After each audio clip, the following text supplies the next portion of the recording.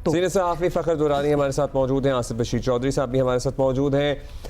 फ़खर, मतलब अभी थोड़ी देर पहले सदर ट्रंप का ट्वीट आया जिसमें आखिरी 2-3 लाइनें बहुत अहम हैं। ठीक है, तजारत बढ़ाने का उन्होंने इरादा जाहिर किया, लेकिन मसला कश्मीर उन्होंने कहा कि उसके हल के लिए मैं कोशिश करूँगा।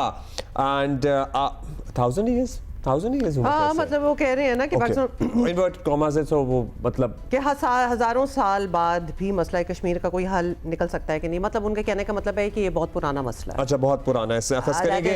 Perhaps what he meant. A solution can be arrived at concerning Kashmir. So ये बात तो भारत को शदीद नागवार गुजर रही होगी ऑलरेडी। जी फ़खर। बिल्कुल, गुड मॉर्निंग हुमा और अब्दुल्ला। ऐसे ही है, देखें कल से जैसे ही ये सदर ट्रंप की तरफ से अनाउंस किया गया था कि दोनों ममालिक अग्री हो गए हैं एक सीज फायर के लिए, तो उसके बाद आप इंडियन मीडिया का रिएक्शन देखें तो उससे ऐसे ही लगता था कि वो शायद उनकी जो कुछ उम्मीदें लगा के बैठे थे, उनकी उम्मीदों के ऊपर पानी फिर गया है। जहां तक बात है ये सदर ट्रंप के ट्वीट की कि 1000 years, ये मेरा ख्याल है कि सदर ट्रंप की तरफ से भी इसको ओवर सिंप्लीफाई किया जा रहा है। उसका मुझे नहीं लगता कि ये इतनी आसानी से कोई इसका जो मसला है वो हल हो सकता है। ताहम ये जो पाकिस्तान की जो कौम है, इसके लिए मैं समझता हूँ कि एक स्पेशल डे है आज जो विक्ट्री का। ये इंडिया क्यों एक सीज फायर के लिए राजी हुआ है, या फिर उसके साथ साथ अगर हम थोड़ा सा सीक्वेंस ऑफ इवेंट्स को देखें कि 7 मई से लेके 10 मई तक जो इंडिया की लगातार जारियत, सुबह शाम दिन रात जो लगातार जारियत जिस तरह से हमने देखी है भारत की तरफ से, तो उसके बाद ये एक सबके लिए सोचने का मकाम था कि ये आखिर अचानक ऐसा क्या हुआ कि ये तो पिछले 3 दिनों से वो कर रहे थे भारत के साथ कि ये कोई सीज फायर कर लें।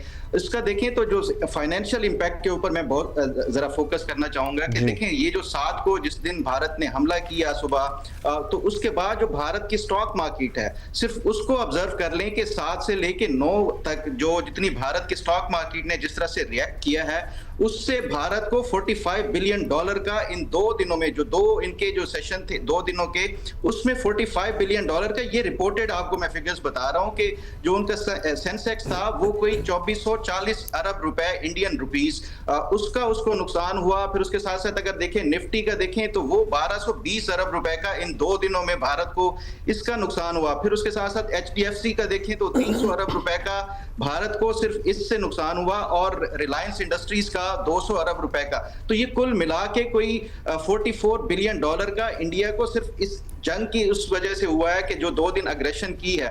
उसके बाद अगर जो फ्यूचर के कॉन्सिक्वेंसेस देखें, जो भारत ये दुनिया को अट्रैक्ट करता है कि आप आए हमारे मुल्क में इन्वेस्ट करें यहाँ पे, ये जो एक भारत को मैं समझता हूँ लॉन्ग टर्म में जो इसका डेंट पड़ेगा और जो इसका इम्पैक्ट पड़ेगा, वो भारत ने शायद इसको पहले कैलकुलेट ही नहीं किया था।